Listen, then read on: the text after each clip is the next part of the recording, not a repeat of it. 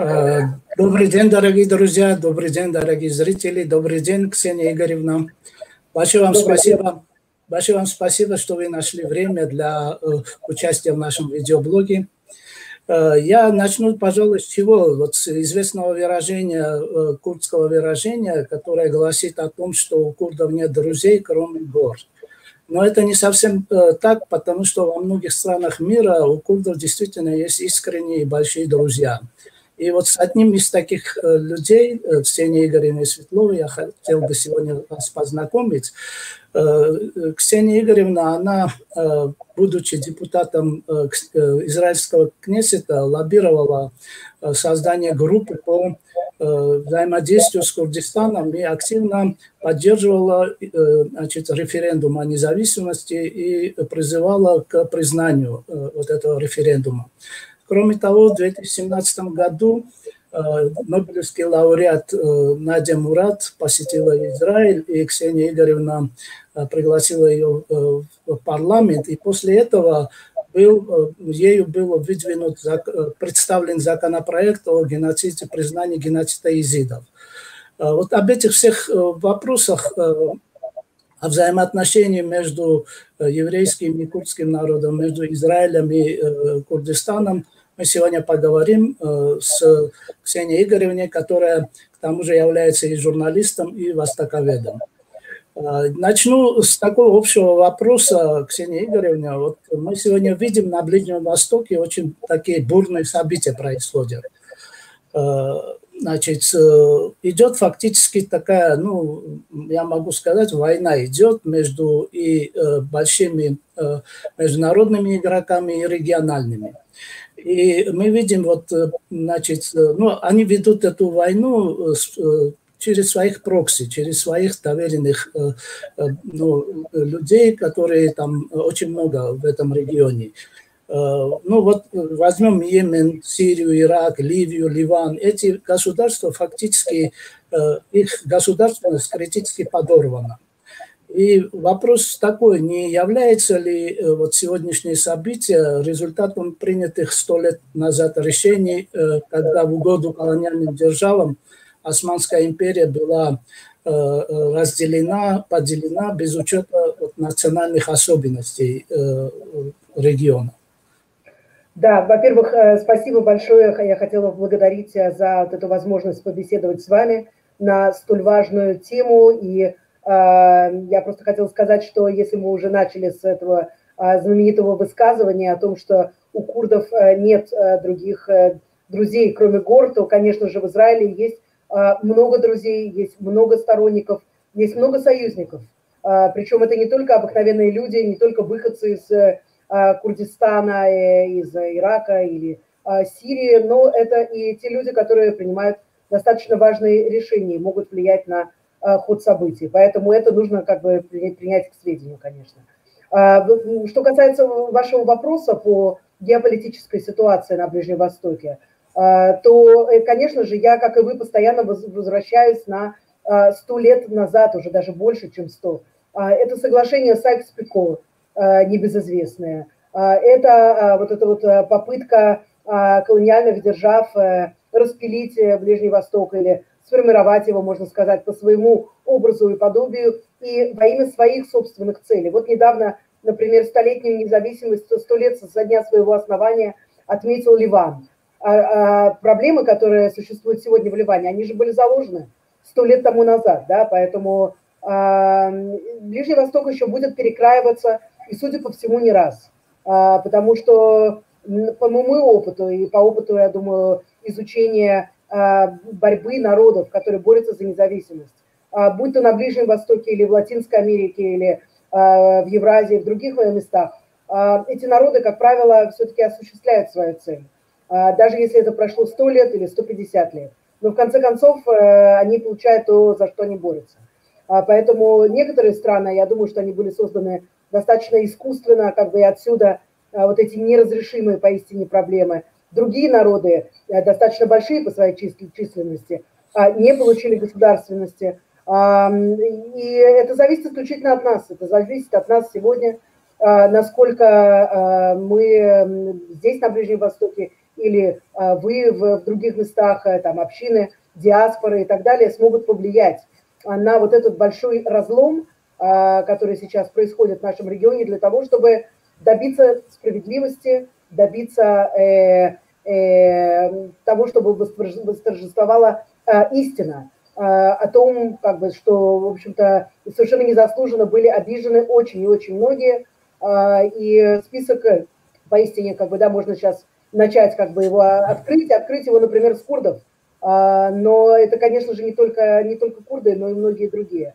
Я говорю это все потому, что, как бы, то, что сейчас у нас происходит, в некотором плане напоминает ту борьбу колониальных держав. Сейчас, конечно, это не колониальные державы, но это страны, которые по-прежнему, конечно же, преследуют свои собственные интересы, а не обязательно интересы тех народов, которые населяют вот это пространство ближневосточное. И, конечно же, для этого нужно задействовать все возможные международные механизмы для того, чтобы все-таки справедливость и истина восторжествовали. Спасибо. Ну, естественно, я не могу не затронуть и палестинский вопрос, потому что он для Израиля, и не только для Израиля, для всего этого региона он очень важен.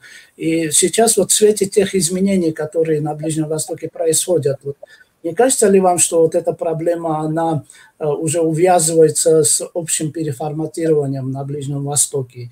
Она как бы на второй план уходит, и на первый выходит вот общая там вот, нормализация или там переформатирование всего Ближнего Востока. Смотрите, на Ближнем Востоке есть немало конфликтов, которые косвенно или напрямую, как бы, влияют на то, что происходит в государстве Израиль. То, что палестинская проблема перестала быть первоочередной, то, что другие конфликты заслонили ее и сдвинули ее из вот этого центра внимания, это, возможно, как-то влияет на политику арабских стран, европейских стран, США, России и так далее. Но для нас в Израиле нам очевидно как бы одно. Тем, кто поддерживает решение палестинского вопроса в рамках формулы «два государства для двух народов». И тут нужно быть крайне последовательным, потому что те люди, которые говорят о том, что ну, как бы палестинцам там мы не можем ничего им предложить, либо насильственный трансфер, либо они будут гражданами второго сорта, но мы, например, поддерживаем независимость курдов, да, то есть это не очень логичная позиция. Поэтому, с моей точки зрения, я, как израильтянка, которая заинтересована в лучшем будущем для себя, для своих детей на этой земле, я знаю, что без справедливого решения, без восстановления в правах, как бы, конечно же, в том формате, который не повредит безопасности государства Израиль, здесь не будет мира. Да? Прекрасно, что у нас сейчас, например, заключен мирный договор с Абу-Даби, но ведь между нами не было войны, поэтому можно ли его действительно в полной мере назвать мирным договором, мирным соглашением? И получается как-то странно, что мы можем договориться, да, там, с далекой от нас страной, с которой мы никогда не воевали, и это все как бы преподносится сейчас как величайшая победа и так далее.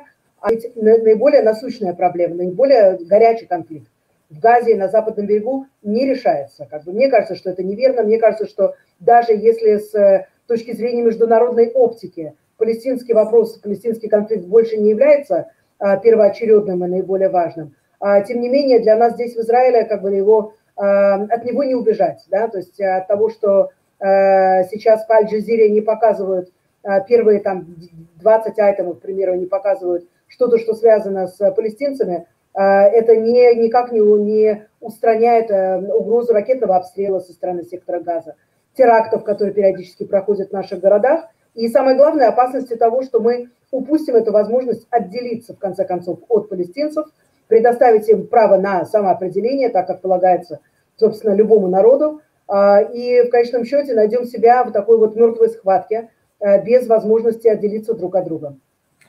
Вот вы, Ксения Игоревна, напомнили о вот том соглашении, которое, ну, нашумевшем уже между Израилем и ОАЭ, да, Объединенными Арабскими Эмиратами. И как вот в прессе очень много пишется, что готовится еще соглашение с другими арабскими странами. Это наряду с Египтом и Иорданией где, как мы знаем, эти отношения дипломатические давно уже установлены. И вот это, как вот эти соглашения, как вот эта нормализация, так если можно назвать, между Израилем и арабскими суннитскими государствами, она может вот, значит, отразиться на ситуации вообще в регионе.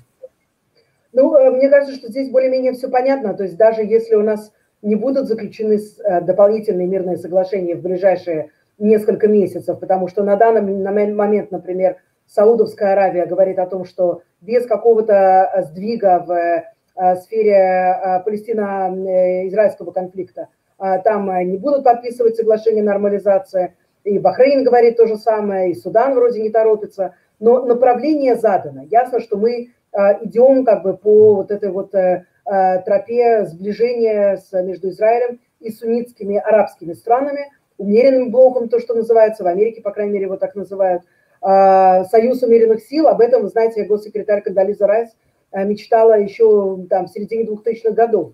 И, наконец, вот это вот сбывается. Теперь против кого этот союз? Да? То есть союз, он же не просто так сам по себе существует, чтобы мы могли дружить и торговать. То есть это приятно, но это не единственная цель. Цель это, конечно же, первое, это иранская ось, которая простирается из Ирана через Сирию, через Южный Ливан и в сектор Газа. Второй как бы момент это Турция и братья-мусульмане. Катар, Турция и братья-мусульмане. Это вторая ось, скажем так, враждебная. Да? То есть в этом плане у нас интересы полностью совпадают на все 100%. Я думаю, на данный момент и с Саудовской Аравией, тем более с Объединенными Арабскими Эмиратами, потому что на данный момент их враги наши враги.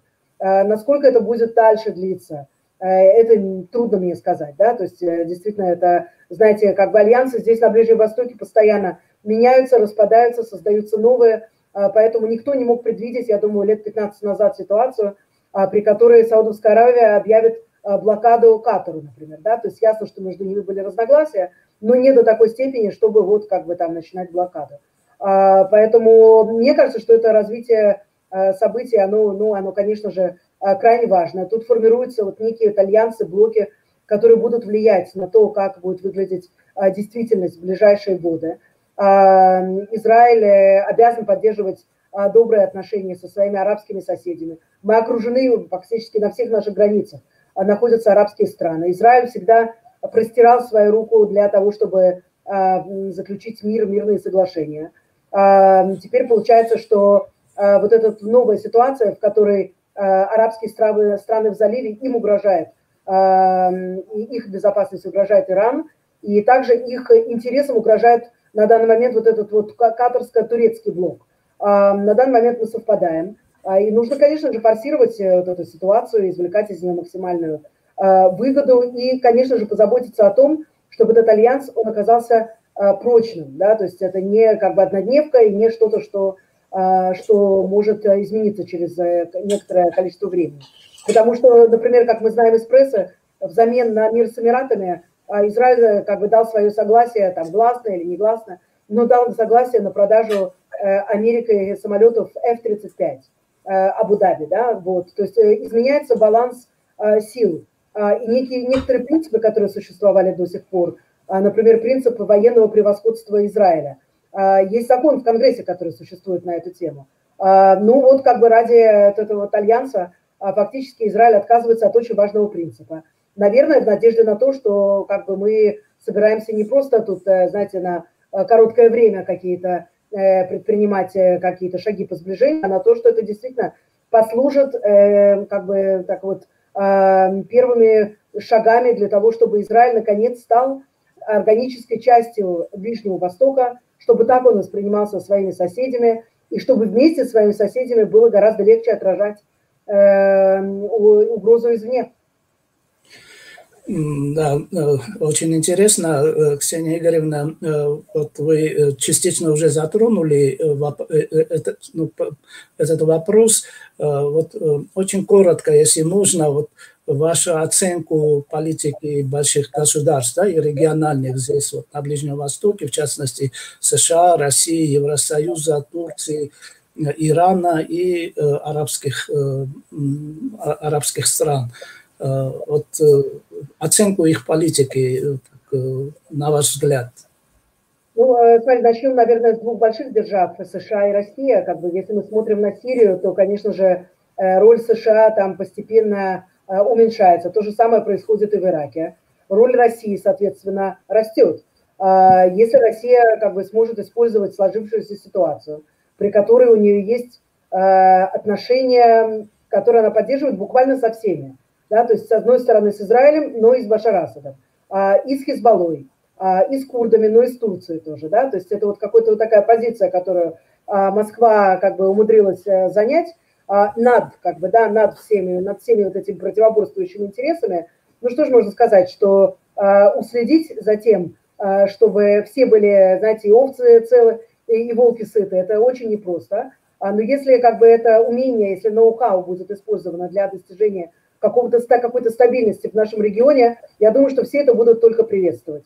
Разумеется, всем известно, что основной партнер Израиля в сфере безопасности – это Соединенные Штаты Америки. Поэтому, конечно же, нас не может не волновать, что США постепенно, так сказать, сдают свои позиции. Нет какой-то четкой тактики, как бы стратегии нет, вернее. Тактика иногда есть, стратегии нет. В отношении того, что, собственно говоря, Соединенные Штаты хотели бы видеть здесь, в этом регионе. Какая позиция, например, в отношении той же Сирии, да?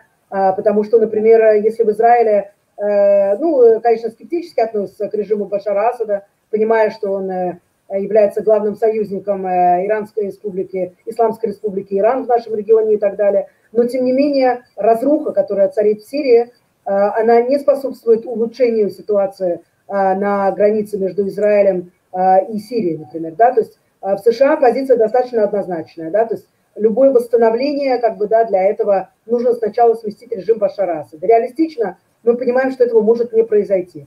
Сирия так и будет лежать в руинах, да, то есть это открытый вопрос, как бы, я просто говорю к тому, что иногда бывают некие такие, как бы, не разногласия, как бы, но разная перспектива, потому что мы все-таки находимся здесь, непосредственно с нашими друзьями и с врагами ближневосточными, а Америка находится где-то там, как бы, в безопасности, как бы, да, и там могут быть репутационные ущербы, но не физические.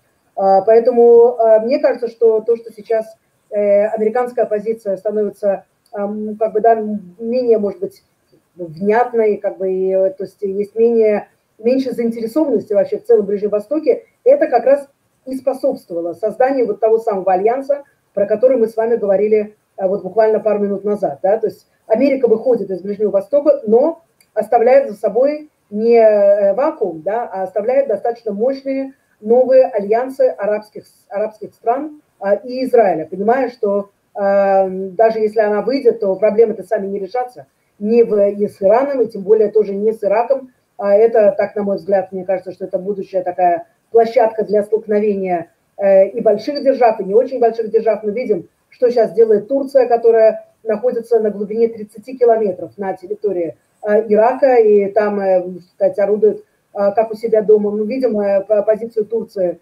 по Сирии, как бы, и по курдским попыткам оформления какого-то вида автономии там. Достаточно агрессивная позиция. И, конечно же, мы понимаем, что сегодня это могут быть курды, завтра это можем быть мы. Поэтому ситуация очень непростая. Израиль пытается, как очень небольшая страна, с сильной армией, но все же страна небольшая, пытается лавировать между вот этих противоборствующих интересов для того, чтобы остаться на плаву и обеспечить нашу национальную безопасность. Спасибо. Ну, а сейчас, наверное, пришло время перейти вот непосредственно к курдским делам. И поэтому я хочу вот вас спросить, вот в этом раскладе ближневосточном, вот, на ваш взгляд, какое место курды и курдский вопрос занимает сегодня? Ну, сказать, что курдский вопрос на данный момент, к сожалению, не находится во главе угла, мне кажется, что это абсолютно всем понятно, да, то есть это на фоне конфликтов, которые сейчас бушуют, и, опять же, очень много всего связано с Турцией, Турция и Греция, как бы, да, столкновения, которые происходят сейчас в Средиземном море, немножко заслонили собой, как бы, все остальные такие вековые, как бы, уже там проблемы и вопросы, которые, опять же, они не исчезают и они не решаются только потому, что ими никто на данный момент не занимается.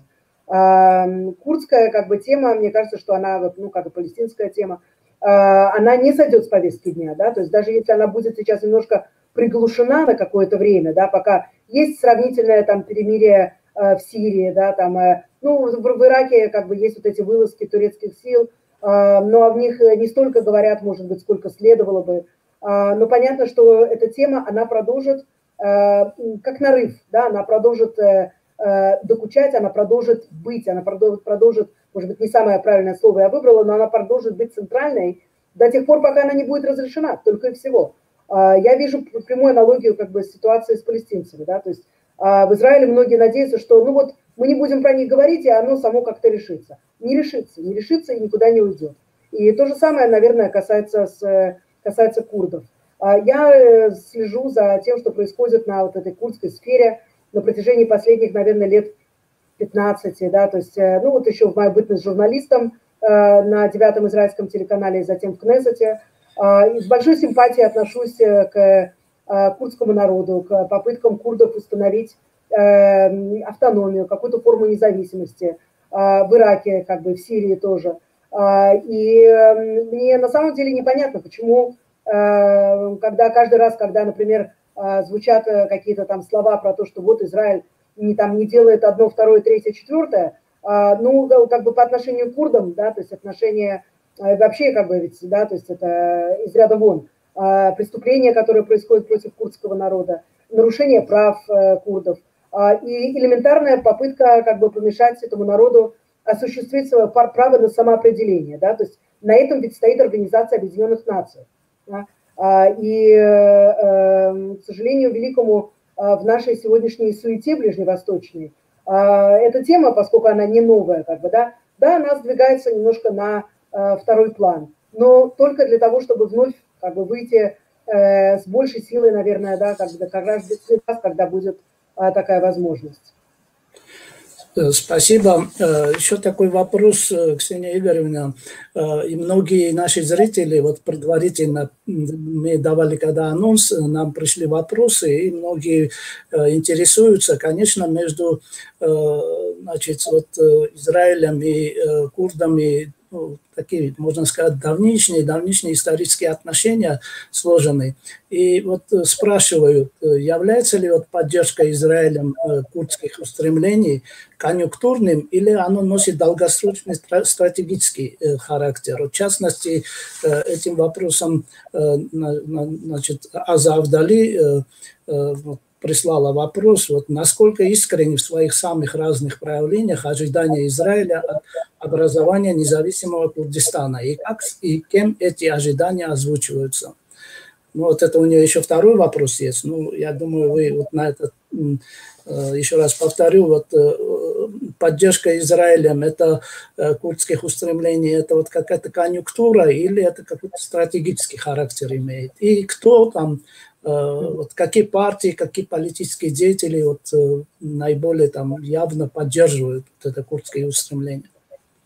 Ну, я скажу, что есть, конечно, и сторона политических интересов, и геополитических интересов. Не без них, потому что мы прекрасно понимаем, что в международной политике за красивые глаза или просто за любовь редко когда, да, там альянсы возникают как бы только на основании взаимной симпатии. Но есть и еще один момент, конечно, да, то есть кроме стратегического понимания, как бы, да, что в 60-х, там, 70-х годах, когда были исторические связи и многочисленные визиты израильских представителей различных силовых структур в Курдистан. Тогда был Саддам Хусейн, до него там другие там лидеры партии Баас, которые являлись однозначно были врагами Израиля. И ясно было, что для Израиля связь с неарабскими народами, Израиль, будучи в полной изоляции, пытался продвигать альянсы с неарабскими народами. Это и с курдами, и с Турцией, которая в тот момент была гораздо более прозападной, чем сегодня, Иран до исламской революции, и страны Черной Африки, как бы, да, то есть была попытка как-то победить вот нашу изоляцию географическую, когда мы были окружены, по всему периметру были окружены врагами, то понятно, что рука была как бы направлена по отношению к тем народам, с которыми мы могли заключать какие-то связи. Ситуация в Израиле, конечно же, изменилась с тех пор. Да? То есть у нас с тех пор были подписаны уже с двумя странами, уже были подписаны полные дипломатические отношения, а вскоре будут подписаны и с третьей страной, Объединенными Арабскими Эмиратами. Но, тем не менее, я просто напомню, что если мы смотрим на вот этот шиитский коридор иранский, да, который начинается в Иране, я его обозначила, проходит через Сирию, Южный Ливан и так далее, то в стратегическом плане нет замены вот этому союзу между Израилем и курдами. Нет замены. И это понятно и абсолютно всем военным. Это понятно очень многим политикам из различных партий. И я могу рассказать о том, что, будучи главой лобби по продвижению дружбы между Израилем и курдским народом, вот так вот это лобби называлось, мне удалось объединить вот под эгидой этого лобби и политиков из правых партий, националистических партий в Израиле, религиозных партий, и из левых партий, центристских партий. То есть приходили и депутаты, которые сами являлись выходцами из Курдистана, из иракского Курдистана, как правило, и приходили люди, которые просто, скажем так, симпатизируют борьбе курдского народа, и принимали участие также люди, которые стратегически понимают, насколько важно, в общем-то, как бы, да, то есть умеренным людям, которые верят в сосуществование, в мир, в добрые отношения, в жизнь, да, а не в смерть, работать вместе во имя общего блага друг с другом. Конечно же, это имеет как бы стратегический характер такой вот оборонно как бы военный, но и огромный потенциал экономических связей, сельского хозяйства. Я, например, в свое время мне удалось соединить нескольких молодых курдов, которые интересовались продвинутым израильским сельским хозяйством, с людьми в нашем Министерстве иностранных дел, которые занимаются, ну, предоставлением как бы таких вот тренингов, и если бы это было возможно, то их бы тоже привезли сюда, как бы, да, то есть есть для этого бюджеты, есть возможности, есть интерес. В тот момент как бы не было такой возможности. Но в целом, как бы я хочу сказать, что кроме вот этой вот темы, как бы, да, интересов, да, то есть все основано на интересах. На чем сейчас основан наш мир с Эмиратами? Тоже на интересах. Кроме этого, есть еще и огромная симпатия, которая, вы знаете, я думаю, что она основана и на общем прошлом евреев, которые жили в Курдистане, никогда не страдали от антисемитизма. То, что они называют друг друга Бне Авраам, сыновья Авраама, да? Ну, вот как бы это вера, то, что Авраам Авину жил на территории Хурана, сегодняшнего Курдистана, это вот тоже в Израиле об этом все знают. Ну и кроме того, мы смотрели на то, как курды, молодые ребята, мальчики и девушки тоже, если мы говорим тоже про Сирию, да и в Ираке тоже, воюют против извергов, против садистов, против этих нелюдей из ИГИЛ. И это напомнило, в некотором смысле, это напомнило борьбу Израиля, борьбу против терроризма, борьбу против людей, которые верят в смерть, а не в жизнь. И как бы особо, наверное, трогательное отношение к курдским девушкам здесь даже до такой степени доходило, что люди отправлялись воевать вместе с курдами, израильтяне, у которых есть двойное гражданство.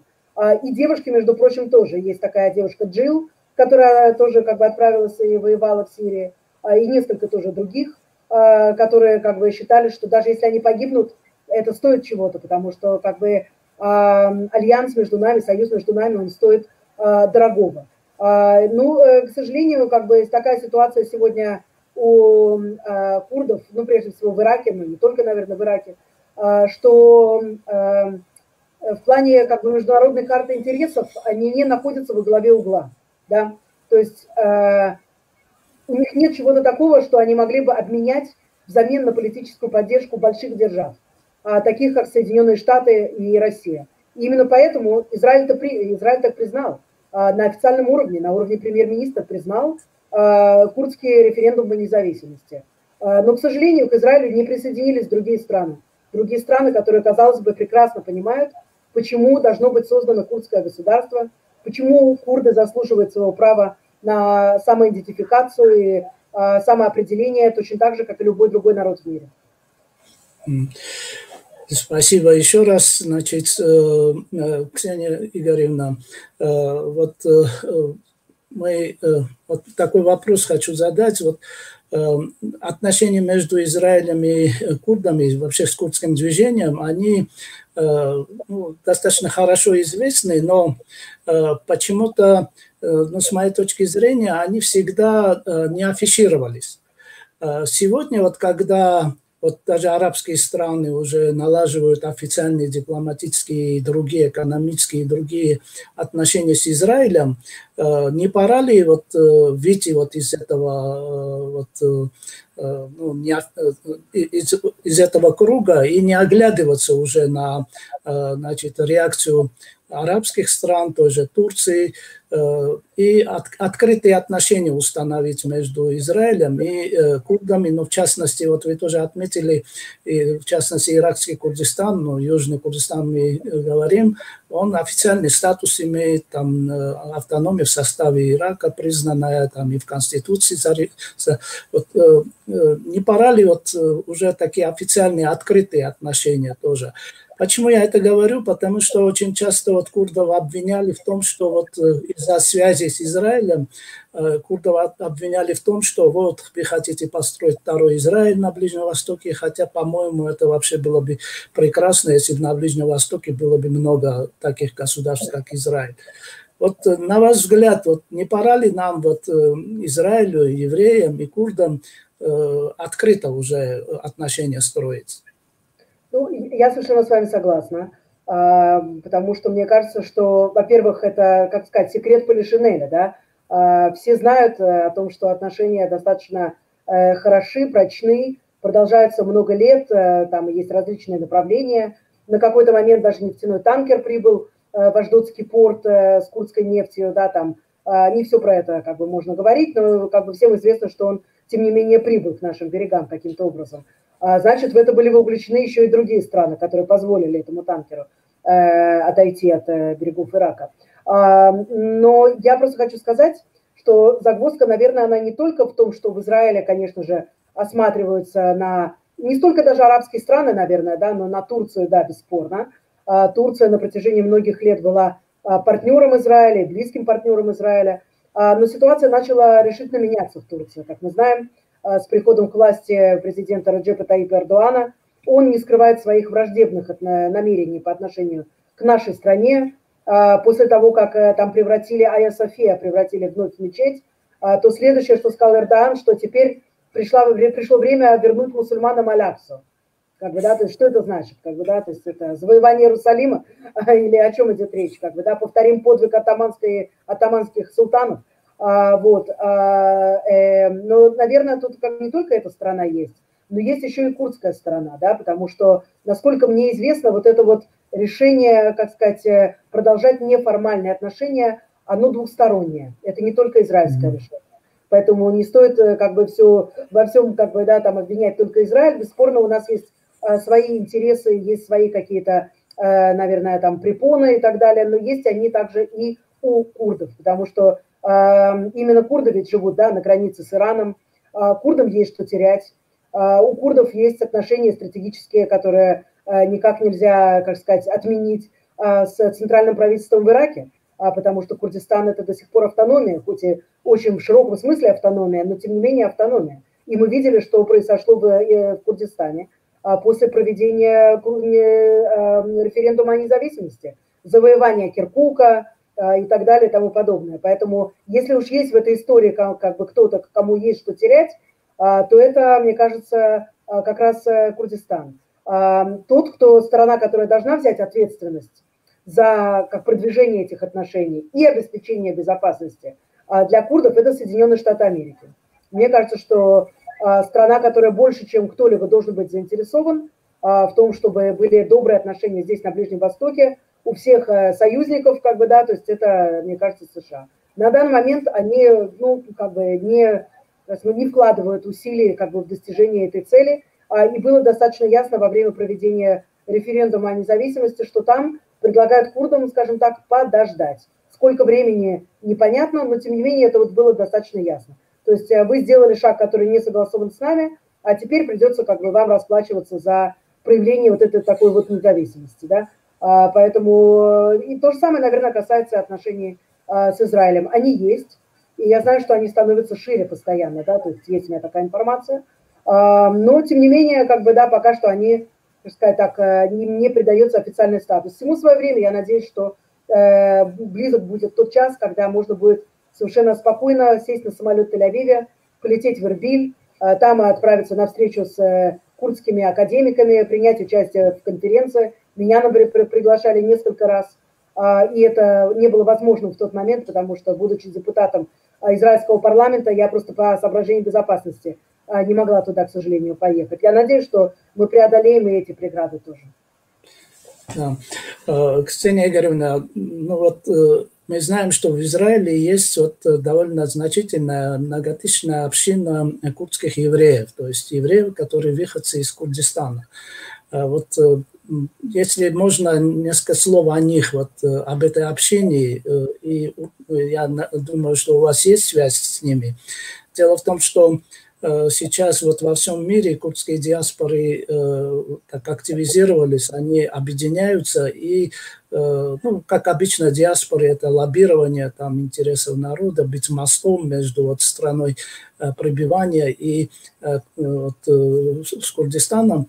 Вот о жизни вот этой диаспоры, об этой общине курдских евреев в Израиле, если можно, в двух словах. Да. Ну, во-первых, я хочу сказать, что в Израиле есть достаточно большая община курдских евреев, и история, которая связана непосредственно с жизнью евреев и с их обычаями и традициями, это история о спасении могилы мавзолея пророка Нахума в городе Аль-Кош. Ну вот несколько лет тому назад группа курдских евреев всполошилась, потому что они получили информацию о том, что здание, как бы вот это вот одного из еврейских пророков, оно, это древнее здание, и оно находится в очень плохом состоянии. За ним, за этим зданием ухаживали и курды, и христиане, ассирийцы, вот. Но из-за того, что ситуация все время ухудшалась, нет средств, нет возможности заботиться о том, что происходит вот с этой могилой, и оно могло быть разрушено.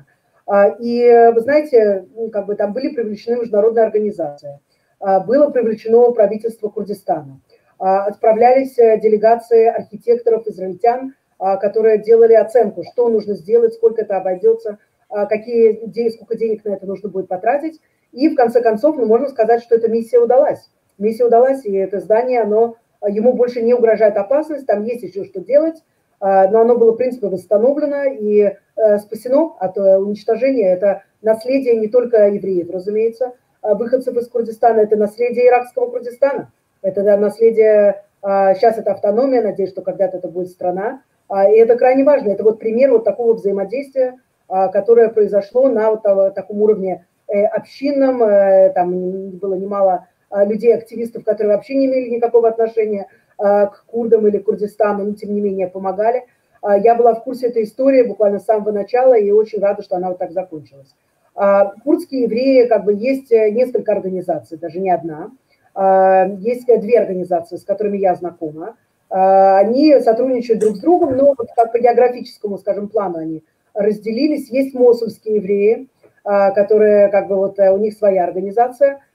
Есть вот сугубо как бы курдская организация, это Эрбиль, там Сулеймания, как бы, да, вот эти вот все районы, где было достаточно много евреев в свое время, у них очень хорошие, теплые воспоминания о своих соседях. Сейчас, после того, как была открыта специальная страничка нашим Министерством иностранных дел, которая называется «Исраиль Беларабия», Израиль на арабском языке. И была еще одна открыта, которая специально для Ирака была открыта. Через эту страничку нашлись соседи, которые жили около 70 лет тому назад, жили вместе. Это просто поразительная история. Люди, которые, как бы, естественно, ну, те, кто уехал, уже нет живых, и тех, кто тех самых соседей нету, но и их дети помнят прекрасно имена, как бы обычаи, как встречали праздники, как ходили друг к другу. То есть в отличие от очень многих мест на планете, где жили евреи, и которые подвергались погромам, унижениям, дискриминации и так далее, евреи, израильтяне, которые приехали из Курдистана, у них наиболее теплые и сокровенные, как бы, вот эти чувства. Более того, я могу сказать, что в плане национальной кухни, то такое блюдо, как кубе, оно стало частью нашей израильской кухни. И опять же, как бы, да, то есть мои дочки, они родились в Израиле, регулярно просят: мама, сделай нам суп кубе, пожалуйста. Ну, так как у курдских хозяек у меня так не получается, конечно, вот, но там знакомые научили, и тоже я им варю, как бы, вот этот суп. То есть это уже стало что-то, нечто такое общеизраильское. И я с удовольствием, как бы, свяжу и дам их телефоны для того, чтобы у вас могла быть с ними прямая связь, потому что они очень... Буду благодарен вам. В контактах, очень. Спасибо. Ксения Игоревна, знаете, вопросов очень много, и можно очень много говорить. Я просто несколько вот последних вопросов, которые пришли со стороны вот наших читателей по почте, электронной почте. Но в частности, вот Валерий Емельянов, он спрашивает, мы знаем, что вы в свое время представляли законопроект о признании геноцида езидов, значит, вы встречались с Нобелевским лауреатом Надей Мурад, и после этого внесли законопроект о признании геноцида езидов, но он почему-то не был принят, и вот о нем, вот об этом, если можно пару слов ответить нашему зрителю. Да, ну что ж, да, это не самая, как сказать, приятная история, как бы, про которую я могу рассказать, потому что на самом деле гордиться тут, конечно, нечем. Законопроект, который под ним было подписано, во-первых, немало депутатов из оппозиции и из коалиции. Я принадлежала к оппозиционной партии «Сионистский лагерь» в тот момент. И этот законопроект, все законопроекты в Израиле проходят через министeriальную комиссию по законодательству. Он был отклонен, так нам объяснила заместительница министра иностранных дел Ципи Хатувели, потому что якобы в ООН до сих пор не был принят, как бы, скажем так, нет официального признания геноцида езидов, то есть он не был как бы отклонен, потому что правительство считает, что не было такого геноцида, потому что там решили следовать букве как бы, вот, закона и того, что принимается Организация Объединенных Наций. Ну, на мой взгляд, это было, как сказать, это недостойное решение было, конечно, потому что мы, евреи, как народ, который больше, чем кто-либо пострадал на протяжении 20 века, 6 миллионов погибших, и мы тщетно как бы взывали к помощи, и потом до сих пор добиваемся, в общем-то, признания катастрофы. Во многих странах, например, в арабских странах, отказываются признать катастрофу, отказываются признать, что такое было. Мне кажется, что уж кто-то, ну вот израильтяне точно должны были провести этот законопроект и поддержать его обеими руками. Возможно, причина заключалась в том, что все-таки постоянно шло вот это политическое соперничество между оппозицией и коалицией. И мой законопроект, как депутаты из оппозиции, просто не хотели проводить по, скажем так, политическим, скажем, целям, да. Вот. Но объяснение было неудовлетворительным, на мой взгляд.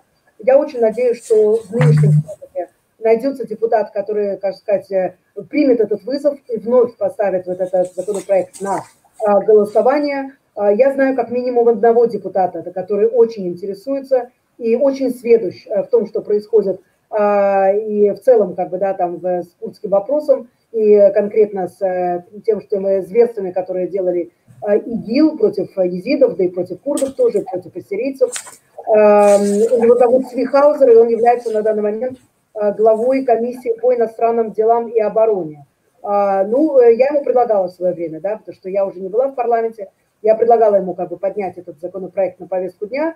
До сих пор этого не произошло, но у нас, знаете, такой политический кризис острый, что и многие, как сказать, законопроекты, которые непосредственно связаны с нашей жизнью, тоже до сих пор еще продвинуты не были. Но, тем не менее, я надеюсь, что время для этого придет. У меня, кстати сказать, был еще один законопроект, связанный с Курдистаном. Он предусматривал, скажем так, вынесение именно иракского Курдистана за пределы закона о вражеских государствах. В Израиле есть закон о запрете посещения, торговли и любых отношений с вражескими государствами. Эти государства — это, конечно же, Иран, Ирак, как бы, да, то есть, ну, страны, которые предоставляют реальную опасность или с которыми мы воевали в прошлом. Как только со страной подписывается мирное соглашение о нормализации, она вычеркивается оттуда. На данный момент Ирак запрещен для посещения израильтян.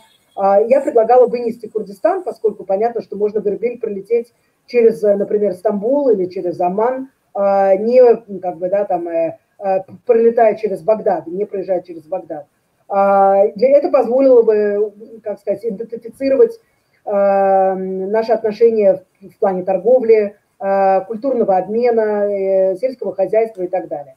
Но, к сожалению, как бы этот закон, против него была подана рекомендация, скажем так, советника, одного из советников как бы вот этой комиссии по законодательству. Там решили, что опасность все-таки до сих пор достаточно большая, учитывая деятельность Ирана в этом регионе, как бы, да, что для того, чтобы защитить израильтян, пока что все остается без изменения.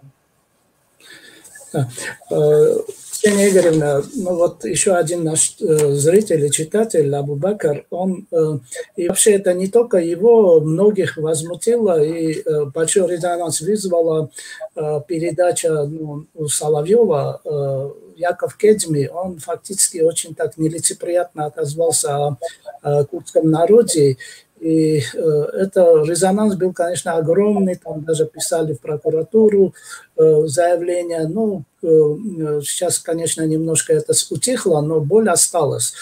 Почему? Потому что у курдов тоже огромная симпатия к евреям, и вот когда представитель еврейского народа вот так нелицеприятно выступает в отношении курдов, это очень больно. Вот ваше мнение, ваша оценка вот этого, вот этой ситуации? Ну, я прежде всего обязана сказать, что Яков Кедми – это частный человек, который, так же, как любой человек государства Израиль, у нас 9 миллионов жителей, граждан, и у каждого есть свое собственное мнение по тем или иным вопросам, вот, а у некоторых и даже два мнения есть, то он может говорить все, что ему вздумается, но просто давайте посмотрим, как израильский официальный истеблишмент действует, и как это отличается от тех слов, которые произнес тогда, очень оскорбительных, также, на мой взгляд, произнес Кедми. Ну и так, у нас глава правительства поддерживает референдум о независимости курдского народа. Министр юстиции, в тот момент она была министром юстиции, Аелет Шакед, говорит о том, что Израиль должен работать для того, чтобы сблизиться как бы с курдами и поддержать их в их справедливой борьбе. Okay? У нас есть ряд депутатов Кнессета, которые занимают там те или иные позиции. Я, например, была членом комиссии по иностранным делам и обороне. Членами лобби, которые я создала, которые входили туда, были депутаты из различных партий. Там было свыше 20 депутатов. У нас всего 120 депутатов в Кнессете, чтобы было понятно. И они занимали достаточно высокие позиции в прошлом и в системе безопасности и так далее. Да? То есть понятно, что и неофициальная линия, как бы она не как-то схожа. Ну и, естественно, не настрой обыкновенных израильтян, которые я просто сказала, еще раз повторю, все с замиранием сердца просто следили тогда, когда были вот эти вот ужасные бои в Африне, Кобани, за тем, что происходит. И в Израиле многие, например, знают, что такое Халабджа, нам не надо рассказывать, что такое Халабджа, и как пострадал курдский народ. У нас показывают по телевидению, обычно отмечают как-то этот день, как бы в новостях, что вот годовщина Халабджа и так далее, да. Вот, поэтому частному человеку, как бы, он может высказывать все, что ему вздумается. Конечно, мне жаль, что он высказался таким образом, но опять же, как бы, это частный человек с его личными мнениями. Я вам скажу, что по многим ближневосточным вопросам мы с ним не только что не схожи, совершенно как бы врозь, как бы, да, там на диаметрально абсолютно. Вот, но для того у нас есть как бы свобода слова, для того, чтобы каждый говорил. Конечно, желательно не наносить оскорбления, не обобщать. Мы не любим, когда это делают в отношении нас. Не стоит делать, это древняя еврейская мудрость, что-то другому человеку, что ты не хочешь, чтобы сделали тебе. Или чтобы так говорили о тебе и о твоей семье. Ксения Игоревна, мы очень благодарны. Я лично тоже всегда очень внимательно следил за вашими выступлениями, за вашими инициативами, которые вы вот в отношении курдского народа продвигали. И вот в конце такой вопрос. Вот что вами двигает, вот лично вами двигает вот ваше отношение к курдам? Вот откуда вот это у вас появилось?